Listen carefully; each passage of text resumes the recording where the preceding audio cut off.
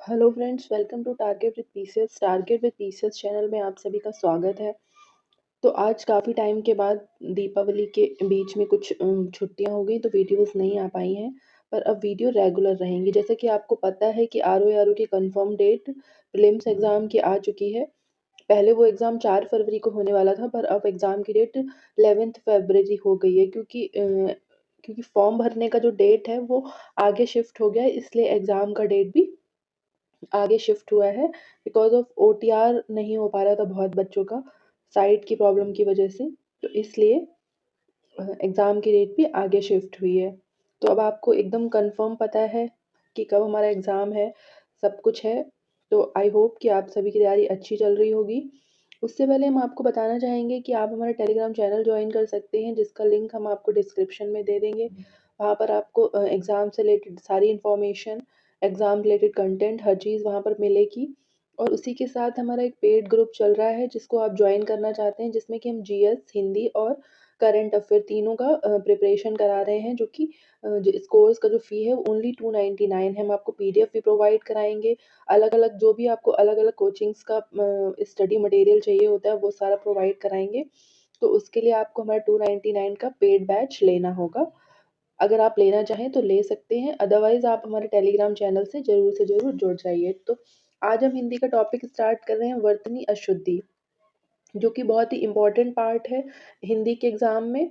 हिंदी के छः टॉपिक बहुत ही इम्पोर्टेंट है, क्योंकि तीन सबका जो जितना मतलब कि नंबर ऑफ क्वेश्चन और नंबर ऑफ मार्क्स सेम रहता है, इसलिए जितने भी 6 टॉपिक्स हिंदी में पूछे जा रहे हैं प्रीलिम्स में वो आपके लिए मोस्ट इम्पॉर्टेंट है। और जो वर्तनी अशुद्धि है उसमें मिस्टेक्स ज़्यादा होती हैं, तो उसको हमें थोड़ा ध्यान से पढ़ने की ज़रूरत है। तो ये जो हम पढ़ रहे हैं प्रीवियस ईयर में आए हुए क्वेश्चंस की सीरीज चल रही है ये। तो चलिए वीडियो को स्टार्ट करते हैं। क्वेश्चन है कि निम्नलिखित वाक्यों में से एक शुद्ध वाक्य है। ऑप्शंस मतलब कि आपके जो वाक्य हैं वो इस प्रकार हैं। पहला है कि कृपया एक ग्लास पानी दीजिए। ठीक है। नेक्स्ट है, जो लोग बाहर जाना चाहते हैं वह जा सकते हैं। तीसरा है, वह 7वीं कक्षा में पढ़ता है। और डी है, सरयू नदी का पाठ बहुत लंबा है। तो आपसे क्या पूछा गया है इसमें कि एक शुद्ध वाक्य बताना है आपको। तो ऑप्शन ए करेक्ट है, कृपया एक ग्लास पानी दीजिए। यह वाक्य शुद्ध है। शेष जो विकल्प है वह अशुद्ध हैं। तो देखिए देखिए क्यों है अशुद्ध। जो लोग बाहर जाना चाहते हैं वह जा सकते हैं, तो इसका करेक्ट क्या होगा, जो लोग बाहर जाना चाहते हैं वे जा सकते हैं, क्योंकि यहाँ पर बहुवचन हो गया है। मतलब जो लोग में काफी सारे लोग आ गए, तो वहां पर वह का यूज नहीं होगा। ठीक है। सी है, वह 7वीं कक्षा में पढ़ता है। तो इसका क्या होगा कि वह 7वीं कक्षा में पढ़ता है। 7वें कोई शब्द नहीं होता, तो करेक्ट क्या होगा, 7वीं। डी है, सरयू नदी का पाठ बहुत लंबा है। तो क्या होगा इसका, सरयू का पाठ बहुत लंबा है, क्योंकि सरयू जो है वो नदी है, तो उसके आगे हमें नदी लिखने की जरूरत नहीं है, इसलिए ये इनकरेक्ट है। नेक्स्ट देखते हैं, शब्द चयन की दृष्टि से इनमें से एक शुद्ध वाक्य है। रविंद्रनाथ टैगोर की कुछ रचनाओं का नागरी भाषा में अनुवाद हुआ है। बी है, राजा हरिश्चंद्र के सदृश कोई सत्यवादी नहीं हुआ। सी है, पद्य के चौथे भाग को क्या कहते हैं, चरण कहते हैं। और डी है, रामचंद्र शुक्ल ने अनेक ग्रंथों की रचना की। तो इस क्वेश्चन में हमसे क्या पूछा गया है, शुद्ध वाक्य। शुद्ध वाक्य पूछा गया है, तो करेक्ट क्या है, रामचंद्र शुक्ल ने अनेक ग्रंथों की रचना की। यह वाक्य शब्द चयन की दृष्टि से शुद्ध है। शेष वाक्य क्या है, गलत है। तो ए में क्या मिस्टेक है, चलिए देखते हैं। ए में जो गलती है वो है कि नागरी, नागरी जो है वो एक भाषा नहीं, क्या है, लिपि है। तो नागरी के बाद भाषा का उपयोग यहाँ पर अशुद्ध है। बी में सदृश के स्थान पर समान होना चाहिए। ठीक है। सी जो है, सी का वाक्य इस प्रकार होना चाहिए कि पद्य के चौथाई भाग को, चौथे भाग को नहीं, चौथाई भाग को चरण कहते हैं। ठीक है। 1/4 पार्ट को चरण कहते हैं। तो इसलिए ये इनकरेक्ट था। थर्ड है कि निम्नलिखित वाक्यों में से शुद्ध वाक्य चुनिए। तो ऑप्शंस क्या हैं, चार दीवारी के पार एक सुंदर इमारत है, उपरोक्त वाक्य का संज्ञान लें। नेक्स्ट है, शिक्षेतर कर्मचारी आज शाम को एकत्र होंगे। और डी है, यह कार्य अत्यंत महत्वपूर्ण है। तो करेक्ट क्या हुआ, यह कार्य अत्यंत महत्वपूर्ण जो है वो शुद्ध वाक्य। अन्य जो विकल्प हैं वो अशुद्ध हैं, और इनके शुद्ध इस प्रकार से होंगे। किस प्रकार से होंगे इनके शुद्ध जो वाक्य होंगे, चार दीवारी के पार एक सुंदर इमारत है। और इनकरेक्ट क्या था कि चार दीवारी के पार एक सुंदर इमारत है। ठीक है, तो एक चार दीवारी के पार एक सुंदर इमारत है।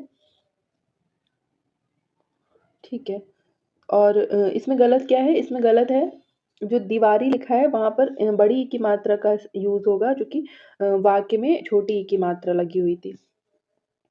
बी है उपयुक्त वाक्य का संज्ञान लें, और सी है शिक्षेत्र कर्मचारी आज शाम को एकत्र होंगे। ठीक है,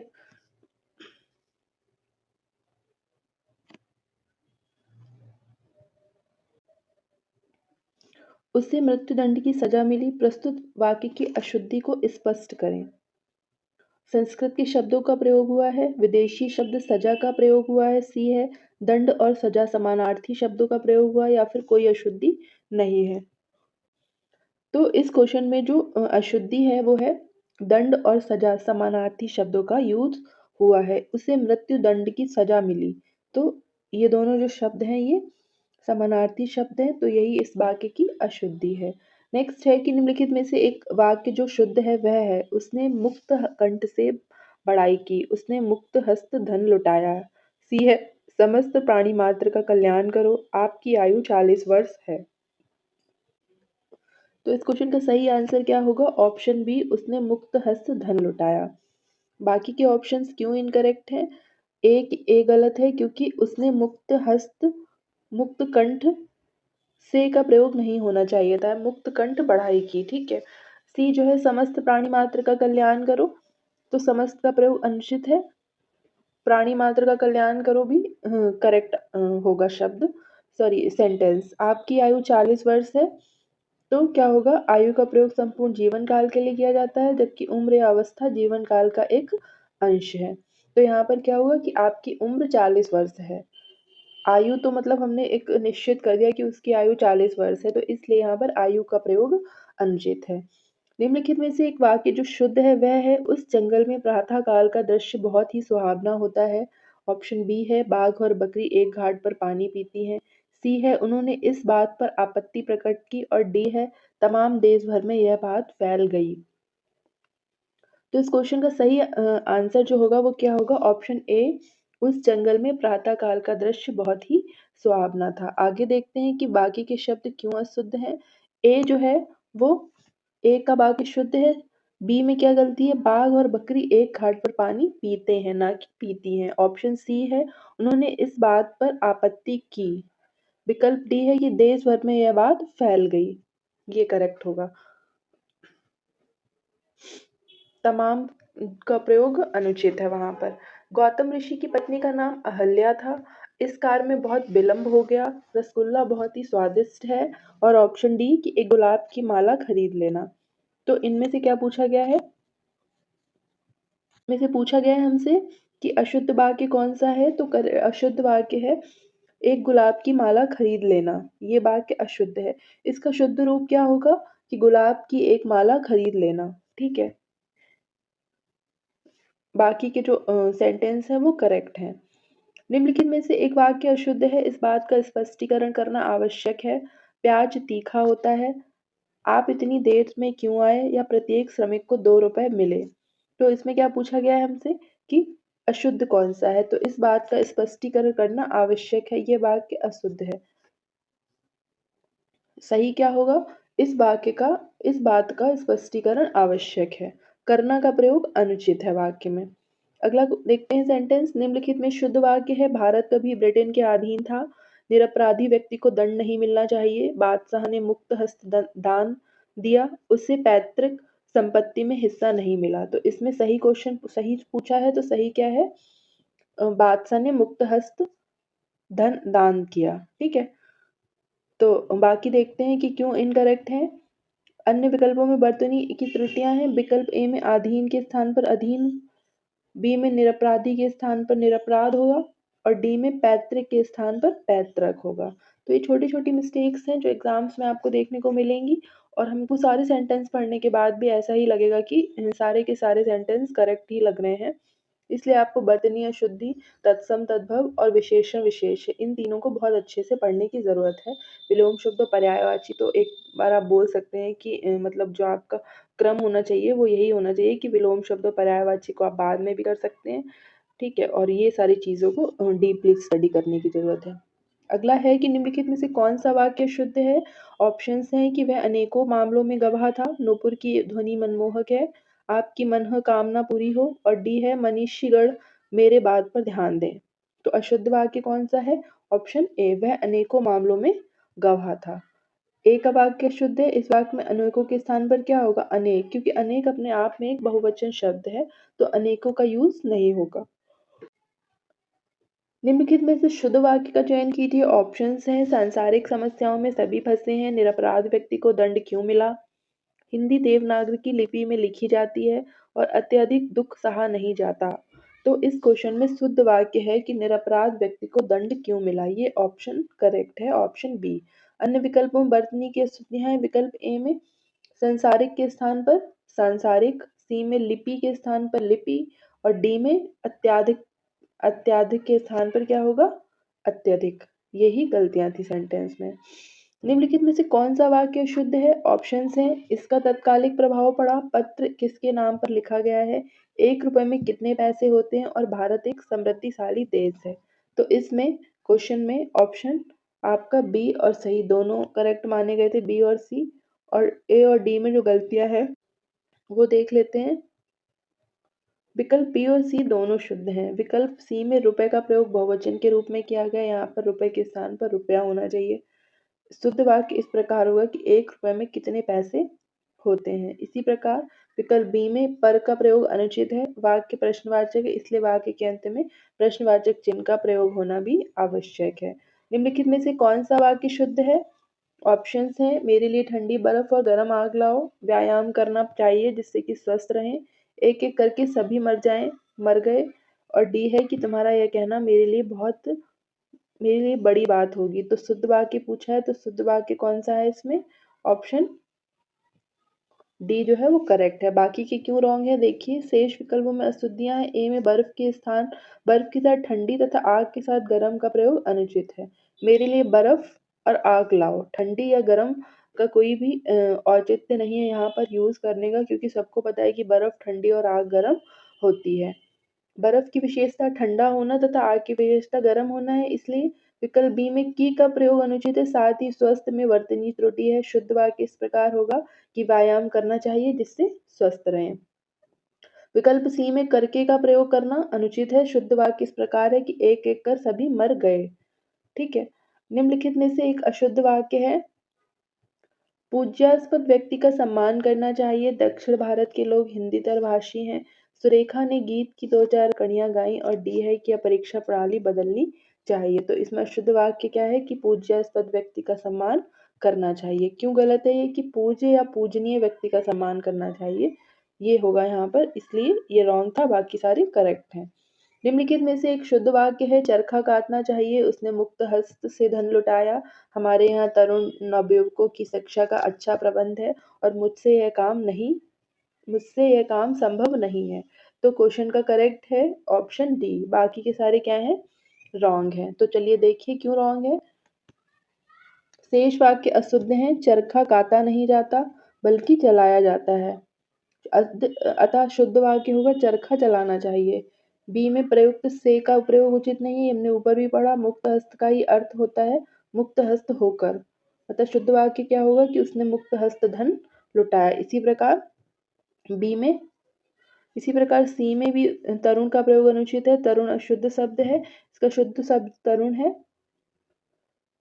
ठीक है, तरुण जिसका अर्थ नवयुवक होता है। तरुण तथा नवयुवक दोनों समानार्थी हैं, तो तरुण का प्रयोग अनुचित है। तो शुद्ध वाक्य होगा कि हमारे यहाँ नवयुवकों की शिक्षा का अच्छा प्रबंध है। निम्नलिखित में से कौन सा वाक्य शुद्ध है? राम और श्याम संबंधी चर्चा, राम और श्याम से संबंध चर्चा, राम और श्याम विषयक चर्चा, या राम और श्याम से संबंधित चर्चा। तो इसका करेक्ट क्या है कि राम और श्याम से संबद्ध चर्चा।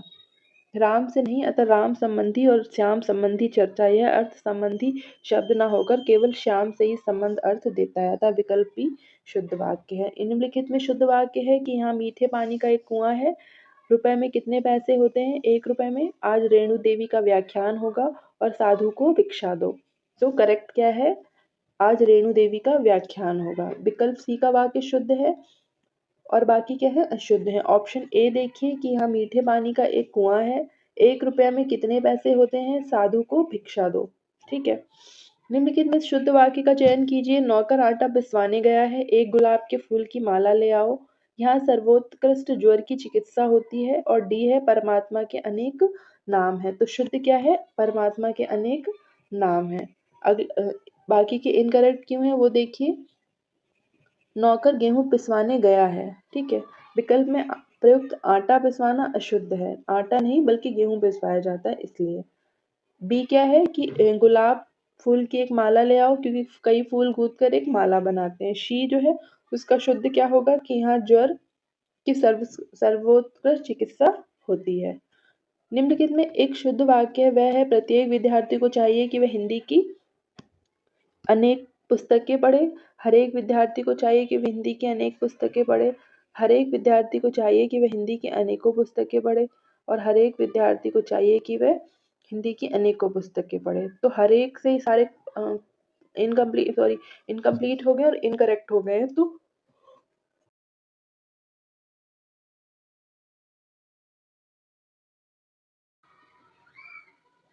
तो इस क्वेश्चन में करेक्ट ऑप्शन होगा ऑप्शन ए।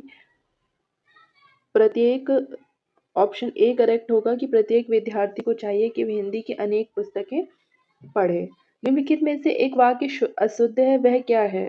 पहला है कि मोहन गेहूं पिसवाने चक्की पर गया। निर्दय व्यक्ति से मित्रता नहीं करनी चाहिए, उसके घर के पास एक मिठाई की दुकान है और उपयुक्त कथन असत्य है। तो ऑप्शन सी जो है वो अशुद्ध है। इसका करेक्ट क्या होगा कि उसके घर के पास मिठाई की एक दुकान है। ठीक है, एक मिठाई की दुकान नहीं, मिठाई की एक दुकान है, ये करेक्ट होगा। निम्नलिखित में शुद्ध वाक्य बताना है कि मुझसे यह काम संभव नहीं हो सकता, वह बिल्कुल भी बात नहीं करना चाहता है। ऑप्शन सी है, कविता के अनेक भाव प्रकट करती है और इन दोनों में केवल यही अंतर है। तो इसमें करेक्ट ऑप्शन जो है वो ऑप्शन सी है, कविता अनेक भाव प्रकट करती है, यह वाक्य शुद्ध है। शेष वाक्य अशुद्ध हैं। शुद्ध वाक्य इस प्रकार है कि मुझसे यह काम संभव नहीं है, वह बिल्कुल बात नहीं करना चाहता, इन दोनों में यही अंतर है। ठीक है, ये करेक्ट है। निम्नलिखित में से एक वाक्य शुद्ध है, ये वह क्या है। तो ऑप्शंस हैं आपके कि इसके बावजूद भी हमसे हिंदी लिखने में बहुत भूल हो जाती है। ऑप्शन बी है कि इसके बावजूद भी हमसे हिंदी लिखने में बहुत भूलें हो जाती हैं। ऑप्शन सी है कि इसके बावजूद भी हम लोगों से हिंदी लिखने में बहुत भूल हो जाती है। ऑप्शन डी है कि इसके बावजूद हम लोगों से हिंदी लिखने में बहुत भूलें हो जाती हैं। तो क्या पूछा था, ऑप्शन कौन सा करेक्ट है। तो ऑप्शन डी जो है वो करेक्ट है कि इसके बावजूद भी हम लोगों से हिंदी लिखने में बहुत भूलें हो जाती हैं। ठीक है, तो ये कौन सी, और ए और बी में सार्वनामिक त्रुटि है और विकल्प सी में वचन संबंधी त्रुटि है। अशुद्ध वाक्य का चयन कीजिए। ऑप्शन ए, पुलिस द्वारा डाकुओं का पीछा किया गया। देश की वर्तमान मौजूदा हालात ठीक नहीं है, मैं पुस्तकालय में नित्य समय पर पहुंचता हूँ, तुम चिंता ना करो, मैं कोई ना कोई रास्ता निकालूंगा। तो अशुद्ध वाक्य क्या है इसमें, ऑप्शन बी कि देश की वर्तमान मौजूदा हालत ठीक नहीं है। विकल्प बी का वाक्य देश की वर्तमान मौजूदा हालात ठीक नहीं है अशुद्ध है। यहाँ वर्तमान एवं मौजूदा दोनों का एक ही अर्थ है, अतः दोनों में से किसी एक का प्रयोग उचित है। शेष वाक्य शुद्ध हैं। ठीक है, ऑप्शन बी जो है वो क्या है आपका अशुद्ध है, बाकी करेक्ट है। एक वाक्य शुद्ध है इसमें पूछा गया आपसे, तो कौन सा शुद्ध है। ऑप्शन सी जो है वो करेक्ट है कि गांधी जी चरखा चलाते थे, ये जो है वो शुद्ध वाक्य है। बाकी के क्यों रॉन्ग है ये देखते हैं। तो विकल्प सी जो है वो शुद्ध है। ए में क्या गलती है कि भारत के अतीत में कई निर्दयी शासक हुए, तो वर्तनी त्रुटिपूर्ण है, निर्दयी के स्थान पर क्या होगा, निर्दय होना चाहिए। विकल्प बी में एकत्रित शब्द का प्रयोग अनुचित है, एकत्रित भीड़ जय जयकार कर रही थी, तो एकत्रित जो है वो उसका इस्तेमाल नहीं करना है। और ऑप्शन डी जो है उसमें क्या गलती है, एक एक करके प्रत्येक छात्र कक्षा से निकल गए। इस वाक्य में भीड़ से तात्पर्य लोगों का समूह जो एकत्रण को क्या करता है, प्रदर्शित करता है। विकल्प डी एक एक तथा प्रत्येक दोनों का प्रयोग हुआ है। इस वाक्य में प्रत्येक का प्रयोग अनुचित है। एक वाक्य शुद्ध है, खेत जोतने के पारंपरिक उपादान हल का स्थान अब ट्रैक्टर ने ले लिया है। निरपराधी के विरुद्ध दंडात्मक, एक वाक्य शुद्ध है, इसमें पूछा गया है कि खेत जोतने के पारंपरिक उपादान हल का स्थान अब ट्रैक्टर ने ले लिया है। ऑप्शन बी है कि निरपराधी के विरुद्ध दंडनात्मक कार्यवाही का किया जाना दुर्भाग्यपूर्ण है। श्रीमती रेड्डी जिस स्तर की नृत्यांगना है, उनके पति उस स्तर के नृत्यांगन नहीं है। शिक्षा प्रणाली जनोपयोगी होनी चाहिए। तो इसमें क्या पूछा था, शुद्ध वाक्य पूछा था, जो कि है ऑप्शन डी जो है वो करेक्ट है। ठीक है। ऑप्शन ए में शब्द उपादान का प्रयोग अनुचित है, यहाँ पर उपादान के स्थान पर साधन होना चाहिए था। बी में निरपराधी शब्द के स्थान पर निरपराध, सी में नृत्यांगन के स्थान पर नर्तक होना चाहिए था। एक वाक्य शुद्ध पूछा है तो कौन सा शुद्ध है, ऑप्शन ए शुद्ध है। स्वामी विवेकानंद का भाषण सुनकर उपहास उड़ाने वाले अमेरिकियों पर घड़ों पानी पड़ गया, ये शुद्ध है। और गलत कौन से हैं, बी, सी और डी। बी में प्रयुक्त अवकाश शब्द का अनुचित प्रयोग हुआ है। बाजार का साप्ताहिक अवकाश सोमवार को रहता है। अवकाश शब्द का अनुचित प्रयोग, अवकाश के स्थान पर बंदी शब्द का प्रयोग होना चाहिए। सी में प्रयुक्त स्त्री का प्रयोग निरर्थक है। इस वाक्य में स्त्री नहीं होना चाहिए, क्योंकि कोई स्त्री हो विधवा होगी जो वैधव्यता का जीवन बिताएगी। और डी में सानंदित के का प्रयोग अनुचित है, यहाँ पर आनंदित का प्रयोग होना चाहिए। एक वाक्य शुद्ध है, पर्वतीय प्रदेश में प्रातःकाल का दृश्य बहुत चित्ताकर्षक होता है। प्रत्येक धर्म के लिए अच्छा सद्भाव हमारा कर्तव्य है। मेरे वेतन का अधिकांश भाग बच्चों की पढ़ाई में ही खर्च हो जाता है, इस बात का स्पष्टीकरण करना चाहिए। तो इसमें क्या पूछा है, शुद्ध वाक्य कौन सा है, तो शुद्ध क्या है, ऑप्शन ए शुद्ध है। विकल्प ए में शुद्ध वाक्य है। बी में अच्छा का प्रयोग निरर्थक है, सद्भाव का अर्थ ही अच्छा भाव होगा। इसी प्रकार विकल्प सी में भाग प्रयोग निरर्थक है, क्योंकि अधिकांश का अर्थ अधिक, अंश या भाग होता है। विकल्प डी में करना का प्रयोग अनुचित है। नेक्स्ट है कि एक वाक्य शुद्ध है, यह तो अच्छा हुआ कि चोरों का पर्दापण होते ही मैं जाग गया। अच्छे लेखन के लिए शब्द संयम आवश्यक है। कक्ष में असंख्य जनसमूह उपस्थित था। रामचरितमानस तुलसी की सबसे सुंदरतम कृति है। तो करेक्ट कौन सा है, अच्छे लेखन के लिए शब्द संयम आवश्यक है। पहला क्यों गलत है, ये देखते हैं। ए में प्रस्तुत शब्द पर्दापरण का प्रयोग इस वाक्य के लिए अनुचित है। यह तो अच्छा हुआ कि चोरों के घुसते ही मैं जाग गया, ये होना चाहिए था। सी में असंख्य शब्द का प्रयोग अनुचित है, असंख्य नहीं होना है यहाँ पर। सी में कक्ष में जनसमूह उपस्थित था, करेक्ट है। और डी में प्रस्तुत सबसे का प्रयोग अनुचित है। सुंदरतम का अर्थ ही सबसे सुंदर होता है, तो रामचरितमानस तुलसी की सुंदरतम कृति है, ये करेक्ट आंसर है आपका।